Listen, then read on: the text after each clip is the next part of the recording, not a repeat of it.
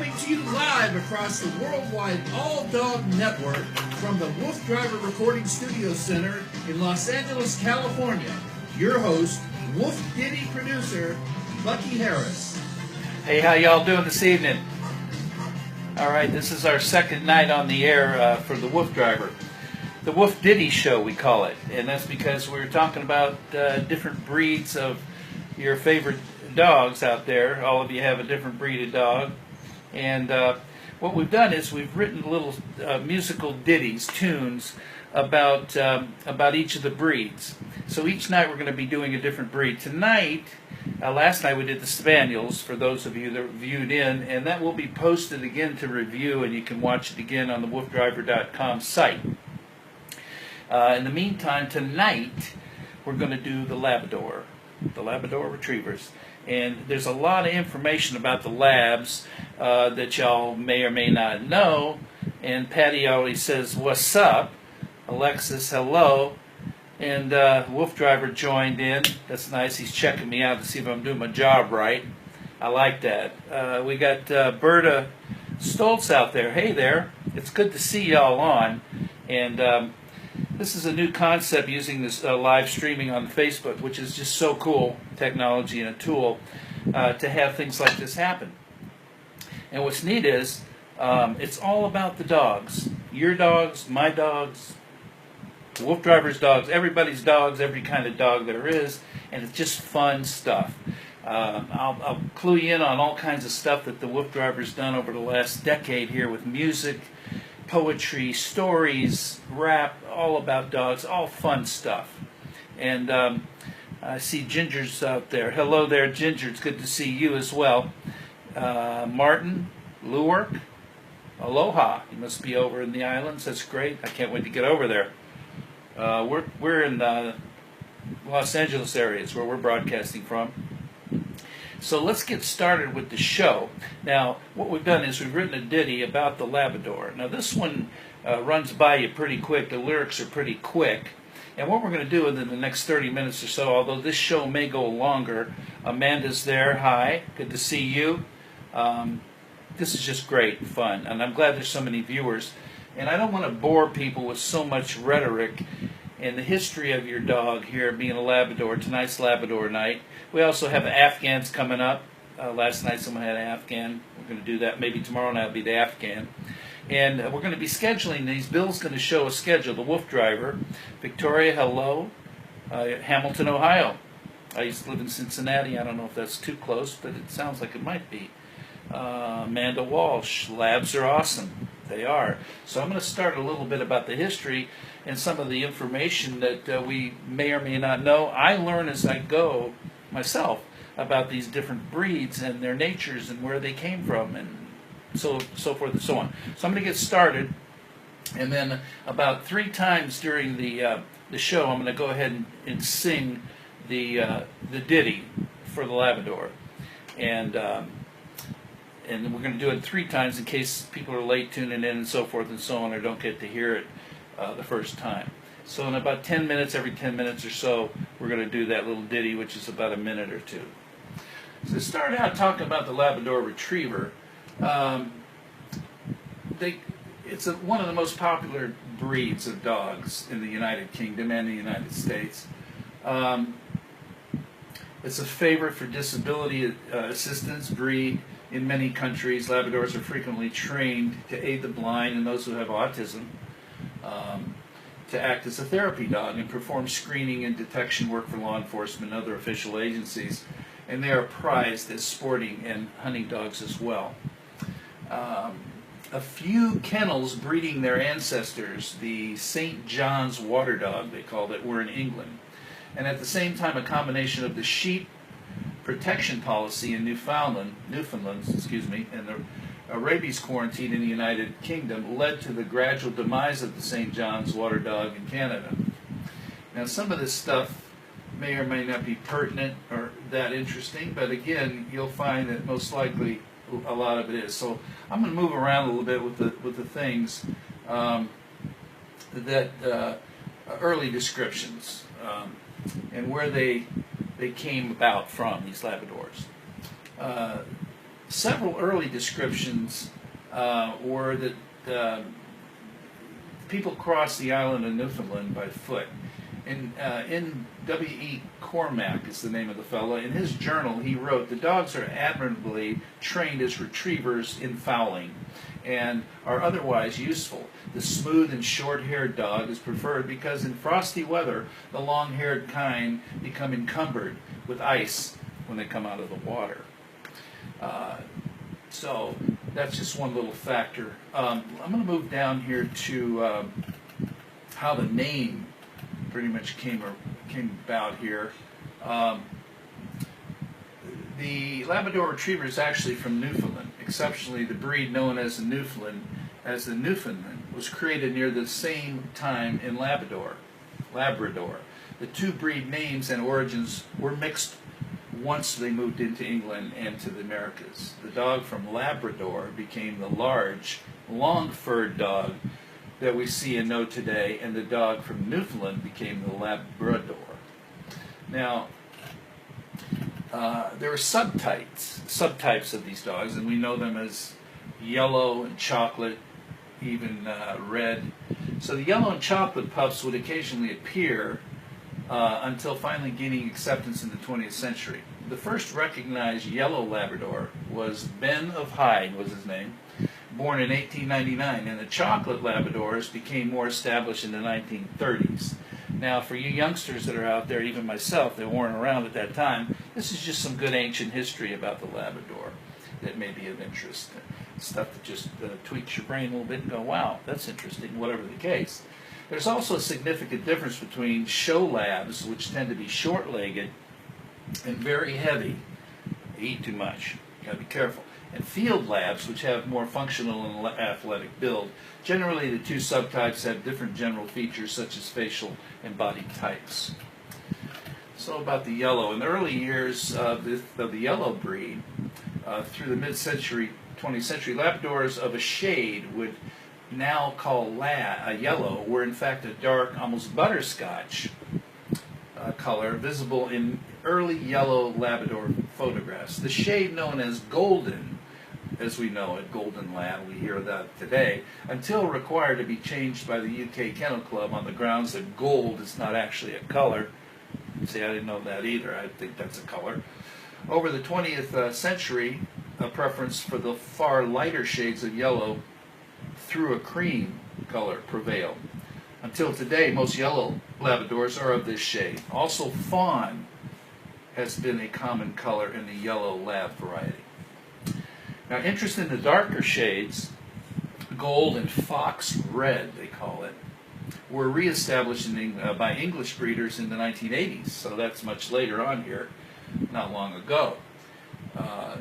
80s music and what that is, Devo, all these kind of things. My Sharona, the 80s. The three dogs were instrumental in this change. Baron King Frost, Balryan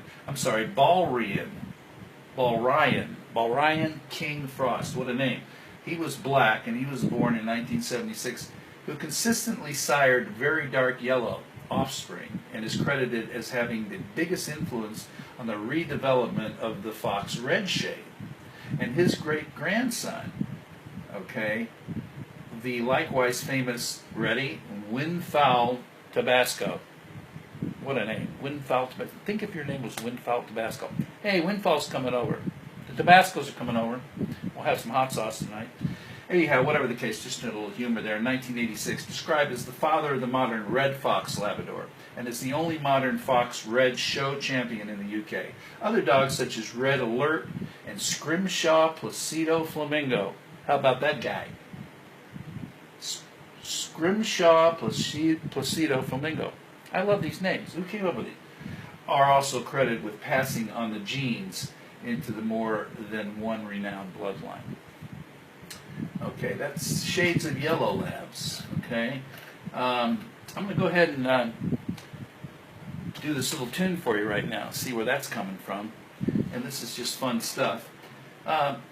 This is about a lab, and someone wrote in and say, "Hey, I have a lab, and her name is Babs." That's cool. That rhymes. So I used that one. And I'm going to go ahead and play the track and sing along with it and see what you think about this one. Now, this moves real quick, so bear with me, okay? Here we go.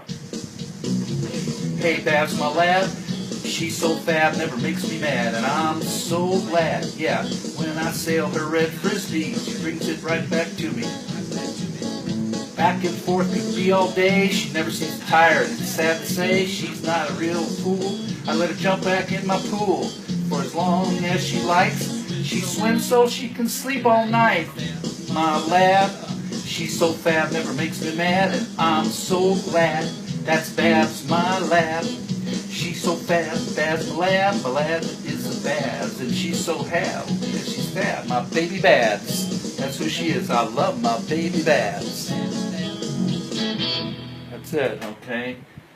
We'll get it closer next time. That's a lot of words to cram in there. I hope you enjoyed that. Babs, my lab. And actually, the WooF driver is going to post these ditties so you can pull them up and listen to them and play them for your friends and family and kids or whatever the case. I'm going to go over the lyrics real quick so you know what I was saying there. Hey, Bab is my lab. She's so fab, never makes me mad, and I'm so glad. Yeah, when I sail her red frisbee, she brings it right back to me. Back and forth could be all day. She never seems to tire, it's sad to say. So not to be a fool, I let her jump right in my pool. And as long as she likes, she swims so she can sleep through the night. All right, that's Babs, my lab. She's so fab, never makes me mad, and I'm so glad. That's Babs, my lab. She's so fab, Babs, my lab. My lab is Babs, oh Babs, my baby Babs. So that's about Babs the lab. Okay, now get back to some of the facts here of the deal.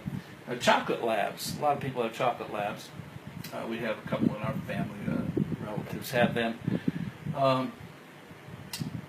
There's different people who did this research. I mean, their names don't matter. This guy's named Jack Vanderwick. He traces the origin of all the chocolate Labradors listed on the Labrador Net database. There's some 34,000 in the database recorded of all shades to 8 original bloodlines.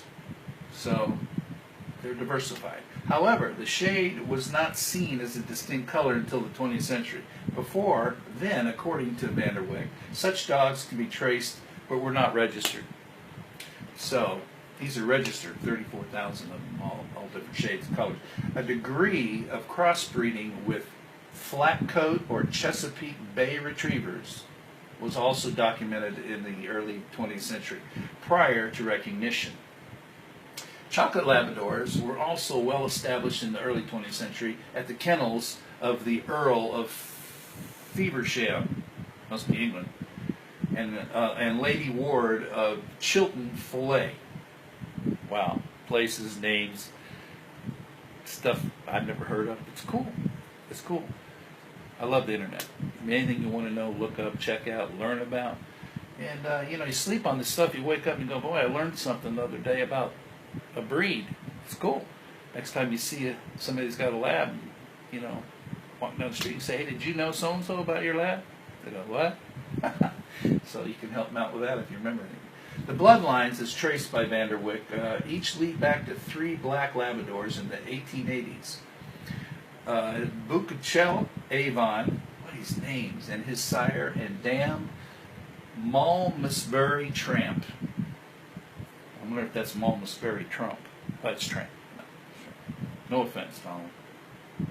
And Malmesbury June, Morningtown Tobla, my goodness, is also named as an important intermediary, and according to the stud book of Butchleck Kennels, the chocolates in this kennel came through the FTW Peter of Fastcolly, and that was in 1908.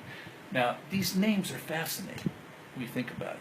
I mean, have you ever heard of any of these names? I haven't. There's no human beings I know that have these names. So these guys are really special, these labs. Okay, moving on, let's talk about their appearance in general. The Labradors are medium-large, with males typically weighing 65 to 80 pounds if you feed them correctly, of course. They can get overweight real quick if you're not careful how much you feed them. I've seen that, and it's not healthy at all. We know that about for any animal. and the female's anywhere from 55 to 70 pounds. Labradors weighing close to or over 100 pounds are considered obese. So we don't want to have obesity here. It's not healthy, of course, like any more than human, whatever the case. I mean, some people are and they get along just fine, but we never know. It's probably not the best thing if you can help it. Or having a major fault under the American Kennel Club standards. And although some labs weigh significantly more, the majority of the characteristics of this breed, with the exception of color, are the result of breeding to produce a working retriever. So when they're a working retriever, they need to be trim and slim and in shape, which makes common sense, I guess. So the lines, as with some other breeds, the conformation typically show, English, or bench, and the field, typically working or American lines, different, although both lines are bred in both countries. In general, however, conformation Labradors tend to be bred as medium-sized dogs. And they are shorter and stockier, with fuller faces and a slightly calmer nature than their field counterparts, which are often bred as taller, lighter framed dogs with slightly less broad faces and slightly longer nose. However, field Labradors should be still proportional and fit within the American Kennel Club standards. So the kennel clubs that have certain,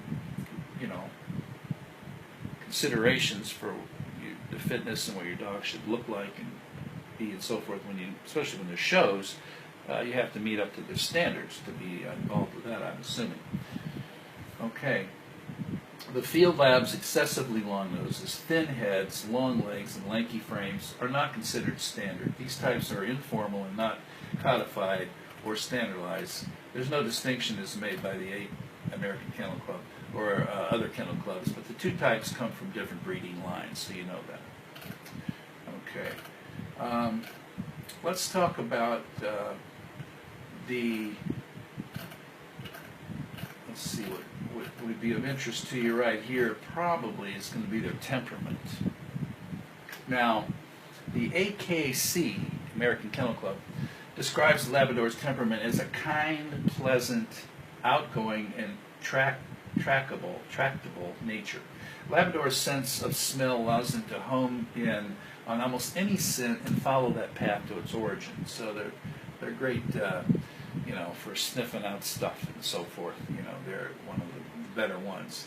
Of course, Shepherds are as well, and a lot of other breeds. They generally stay on the scent until they find it. They don't give up. That's interesting. Navies, military forces, police forces use them as detection dogs to track down smugglers, thieves, terrorists, and black marketers. Labradors instinctively enjoy holding objects and even hands or arms in their mouths, which they can do with great gentleness. And it's the fact the Labrador can carry an egg in his mouth without breaking it. Wow, that's something. Sounds like the guy who puts windows in with that commercial where he says, you could put potato chips on my windows when I put them in and none of them will break. I'm so gentle with how I install. So the Labrador, he can put an egg in his mouth and he won't break it and carry it around. That's intelligence. I mean, it's just so cool. And we know how smart our dogs are. We just love that intelligence thing they have. They're people smarter than a lot of people I know. Yeah, believe it or not. Okay. And they're known to have a very soft feel to the mouth, and as a result of being bred to retrieve game such as waterfowl. And they're prone to chewing objects, although they can be trained to abandon that behavior. The Labrador Retriever coat repels water to some extent, and thus facilitating the extensive use of the dog in waterfowl hunting. Okay, it's time to redo the ditty. Okay, for those who just may be tuning in, let me look again and see who we have here. Amanda, labs are awesome, of course. Pam Trimble's, hello from California. Whereabouts in California? Like to know, be cool. Alice Kennedy, hi from New Jersey. Cool. It's getting a little late there. It's like 11. But hey, it's not that late. Take a little sip here. And then let's do Babs the Lab one more time here. And then we're going to close out with it as well. But let's go over it one more time. Here we go. This is a little ditty. Hey, that is my lab. She's so fat, never makes me mad, and I'm so glad, yeah. When I sail her red frisbee, she brings it right back to me. Back and forth, could be all day, she never seems tired, it's sad to say. So not to be a fool, I let her jump right in my pool for as long as she likes. So she swims so she can sleep through the night. That's my lab. She's so fat, never makes me mad. That's my lab. That's my lab. She's so fat. That's my lab. My lab is at Babs. Oh, that's baby Babs. Babs is my lab. That's who she is. Babs lab. Lab is my Babs. Okay, Babs my lab. That's a little tricky one to do because the lyrics are so quick. All right. So we're going to go back here and talk about other things. Temperament. The health, inherited possible disorders with their health. They're good to know facts about the labs, so you can know what may be happening in case there's some health issues here that are inherent in their breed. There's about 6 bullets here I'm going to go through, and then we're going to talk about a few other things and go forward. Labradors are somewhat prone to hip and elbow dysplasia, they call it, especially the larger ones, though not as much in some other breeds. Hip scores are recommended before breeding, and often joint supplements are recommended for them as you feed them all the time. Labradors also suffer from the risk of knee problems. A luxating patella, they call it, luxating patella. Again, medical terms, biological terms, is a common occurrence in the knee where the knee dislocates and then goes back into place, in and out. Eye problems are also possible in some Labradors, particularly progressive retinal atrophy, cataracts, corneal dystrophy, and retinal dysplasia. Now, I don't know the definition specifically of all these terms. You could look them up if you're interested, but it's obviously inherent disorders that you will look out for now. So these dogs, which are intended to be bred, should be examined by a vet, ophthalmologist, a veterinary ophthalmologist, for an eye score and see what's going on, if there's anything they need to be looking for, or treat before it gets, dysfunctional and maybe not treatable, and misery for the poor guys and gals, the labbies. We just love those labbies. They're gorgeous. Then you have hereditary myopathy, which is a rare inherent disorder that causes a deficiency in the type 2 muscle fiber. So you don't have the strength in your fiber. Symptoms include a short, stilted gait, they're not standing correctly, or bunny hopping around. And in rare cases, vetroflexion of the neck, accompanied by kyphotic posture. Again, I can give you those definitions, it would take too long. Kyphotic, K-Y-P-H-O-T-I-C posture. Now let's just look up that one, see what the definition of kyphotic posture is, for those who may want to know. Where is that? Does it have that? Kyphotic, let's see it right there. Let me just go back and see if we can. Yeah, that one's number 65. See if I can find it.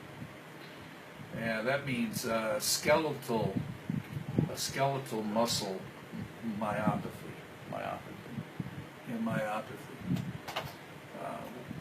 So again, medical terms, a veterinary would know all about this stuff. And then there's a small incidence of other conditions, and this will be something to the order of autoimmune diseases and deafness. Oops, can't hear. Either from usually later in life. Then Labradors often suffer from exercise-induced collapse, a syndrome that causes hypothermia, weakness, and collapse and disorientation after short bouts of exercise. So again, I would think, as anything else you treat humans for, that the vet, when you breed a lab or get a lab or buy a lab from a litter, you haven't checked out, I mean, if they're not already registered and checked out thoroughly for all these things, and there's a lot of things here that none of us may be aware of whatsoever. I know I wouldn't be.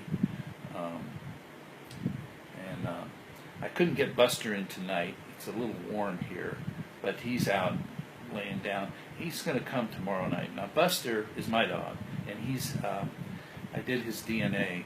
He's half cane Corso cane, which is a English boxer, and half shepherd, his grandparents. And by the way, just so you know, for those of you who haven't done your DNA, as I understand hearing aids are also an option for dogs. That's interesting. The Wolf drivers let me know that. And I've had cataracts treated with one of his huskies in his past.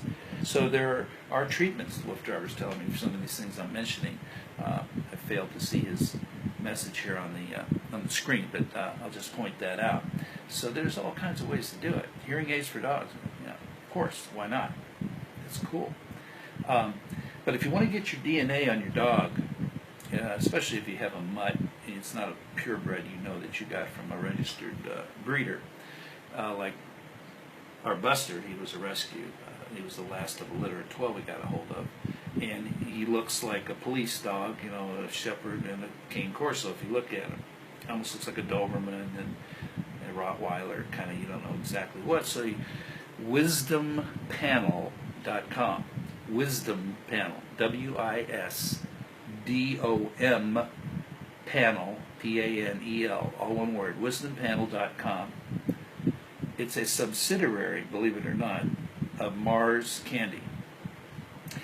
And they own the patent on doing DNA testing on dogs. Now, when I first got Buster, when you looked up how to get the kit to do your DNA testing, a small company came up. And I used that company and sent off my $65 to them. They sent me the kit, and I waited and waited because once you get the kit from the company, which would be wisdompanel.com now, it was a very interesting little quick story here. I got the kit, the swab. You swab them in here, you stick them in a special envelope, and you send it back to them. You log in, get your name and password online with that company. In this case, it would be wisdompanel.com. And there's 4 steps. It shows that they received it, they sent it, they received it. It's in the process of being tested, and it could take 3 to 4 weeks before you get the results back. You keep an eye on that. They send you an email to say, hey, your results are ready. You go to step 4. You go ahead and click on it. It shows you all the results. You see what it is that your dog, your generic part of your dog, the genes, what they are, what the mix is, what percentages of the mix that your dog is. And it's really cool because then on this printout, you only have this information. Then it shows you like, I don't know, we had 6 or 7.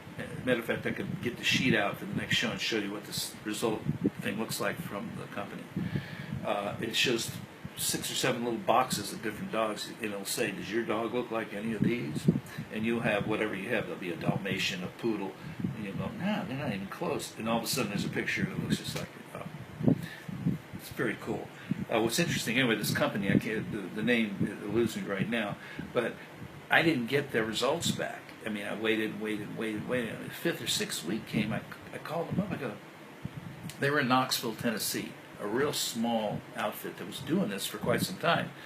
But they were in court being pretty much not sued, but an injunction against them doing it because Mars Candy, which is obviously huge, like as big as Shell Oil, whatever, had the patent.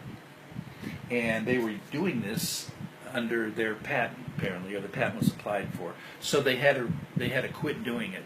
And my submission for my kit was right in the middle of the court litigation. So they had cut them off an injunction to stop doing it. So mine's sitting there in there, okay, and they couldn't give it back to me. So what they did is, no extra charge, they sent it over, they said just call the Wisdom Panel, they'll know all about it, they know who we are, they'll send you another kit for no more money. They'll just do it for the sake, you already paid, and we'll pay them, blah, blah, blah. So they did it, and I got the results. But it's a great thing to do if you haven't done it. So about the DNA, I mean, that's the Wolf driver's asking me a little bit more about it. So I'm trying to say all you got to do, and everybody should do it if you want to know, because if you know, you're going to find out a lot of things. As we do our shows with the different breeds, you go, oh, mine's half Dalmatian and half Jack Russell, I don't know, whatever it is. You go, well, what's the traits and the habits, inherent disorders, eating habits, chewing, digging, behavior traits that then you go, wow, this dog has a little bit of a boxer in there, so he's probably going to want to get up, and when he sees another dog, he may stand up on his back leg and start boxing. Why is he doing that? Well, he's got some boxer in him. He don't look like a boxer. He looks like a Dalmatian. So you never know. So the more you know, the more you can know. You also know what they may be allergic to, just genetically, and so forth and so on, without even doing the blood test with your vet and looking for allergies and this, that, and the other thing. So it's a great tool, and I think it's 65, 75, whatever it is. So you go to wisdompanel.com, WISDOMPANEL, wisdompanel.com, and you can order your kit. It's like anything else you order online, and they'll send it out to you, and you take a swab in the jaw. Don't touch it, put it back in the envelope, seal it, send it back in the mail, log on, get your username and password, have your site, keep an eye on the steps. They'll email you what step they're on, and just be patient for about 3 to 4 weeks. Next thing you know, you're going to have your results. You print it out, and there you got it. You put it with all your documents. And next thing, somebody comes over and goes, God, what kind of dog is that? He looks like a so-and-so. I go, let me show you what I did here. Take a look at this. Great. I mean, everybody should do it. I mean, Mars makes enough money on candy, but I mean, this is a great service. And you never think that I'm sure they own a bunch of subsidiary companies that they've invested in, and this is one of them. They have an exclusive patent. So that's about the DNA. Okay. Any questions anybody has, please send them in on the comments. And what we'll do is, if you stay tuned, we're going to do the show almost every night of the week around 7:30 Pacific time.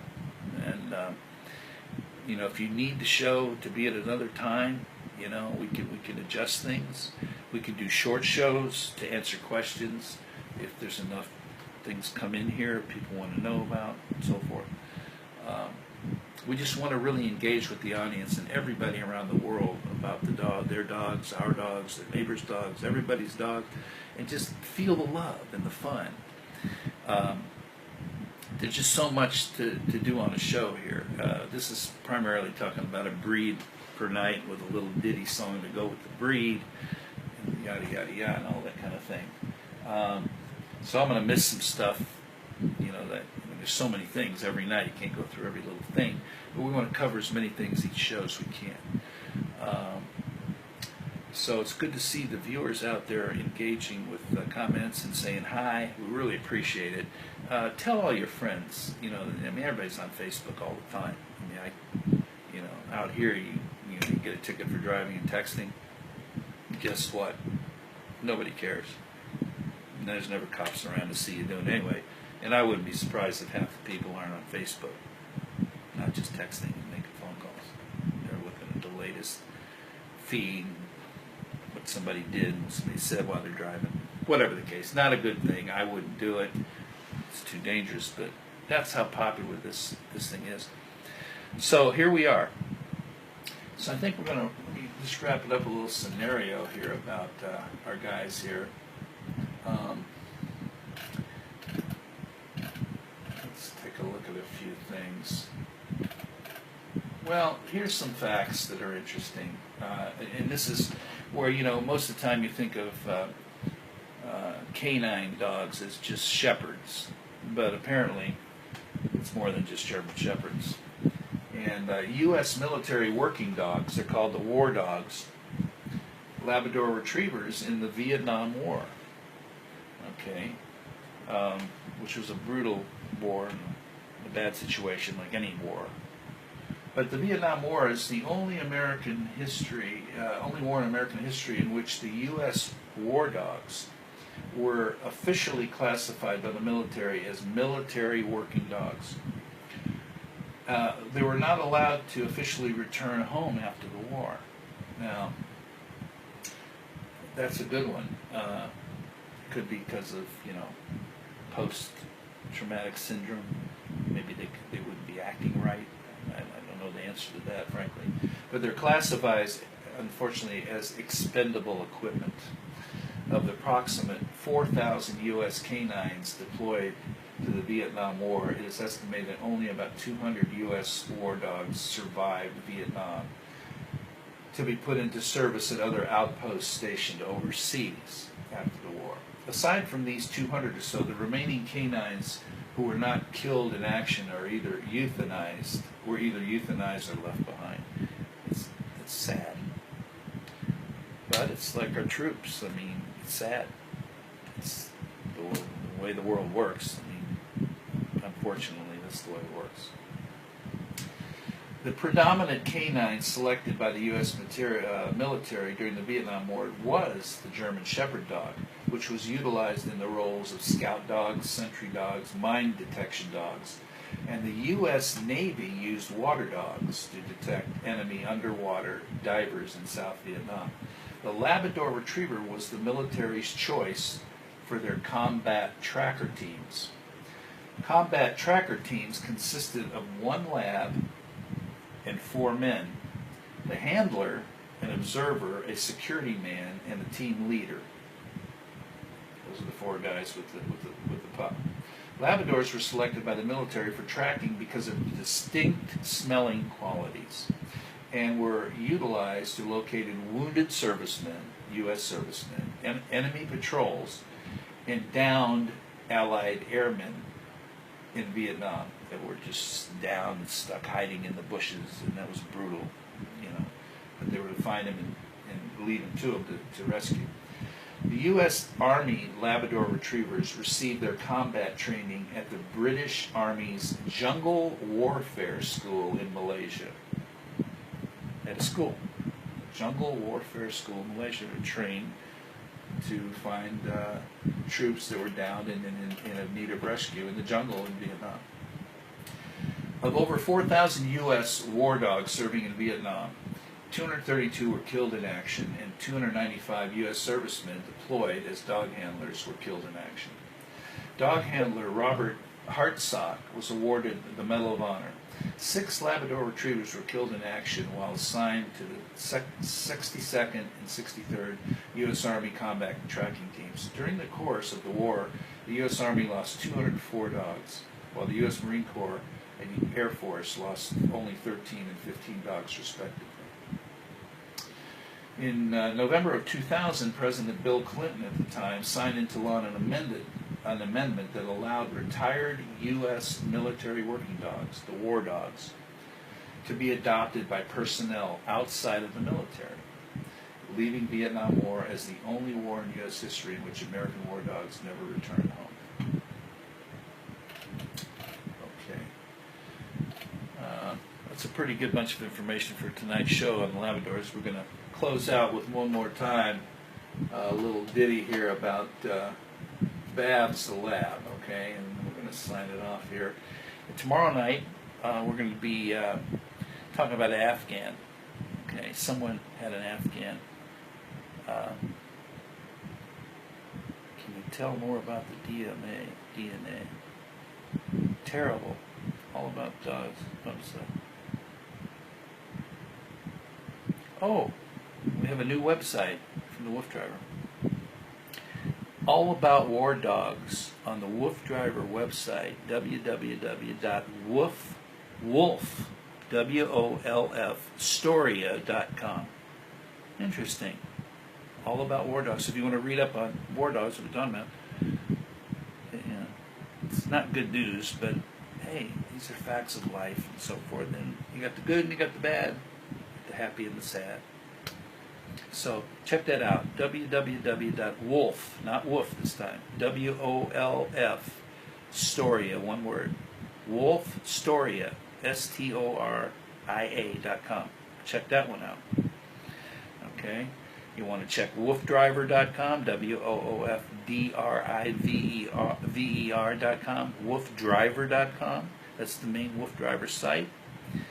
And you'll get more familiar with the Wolf Driver and what he's created, this Disneyland of dog information and creative material, music. Music is at wooftunes.com, WOOFTUNES.com. An array of things. It's like going to Disneyland. Once again, where do I want to go first and check it out? Videos, audio, parodies, tunes you recognize, all original material that he's written, the lyrics, and we've put our production team to put to music over the last 7 years or so. And we're going to be pulling some of that stuff up off the site and playing it during the shows, as well as just these ditties about the particular breed that we're talking about in the show each evening. Okay? So once again, about 7:30 Pacific Standard Time, the show will be on at least 30 minutes. I don't know how long I've been on right now. It doesn't matter. I'm having too much fun. But it's great. This is great fun. And I hope you're enjoying it. And that's the thing. That you're having fun and maybe learning something, get some information. Okay? So let's do Babs the Lab one more time. Then we're going to sign it off with our theme song. Okay, here we go.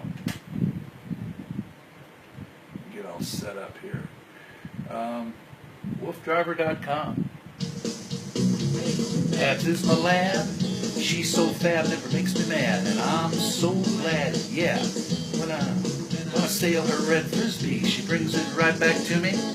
Back and forth could be all day. She never seems to tire, it's sad to say. So not to be a fool, I let her jump right in my pool.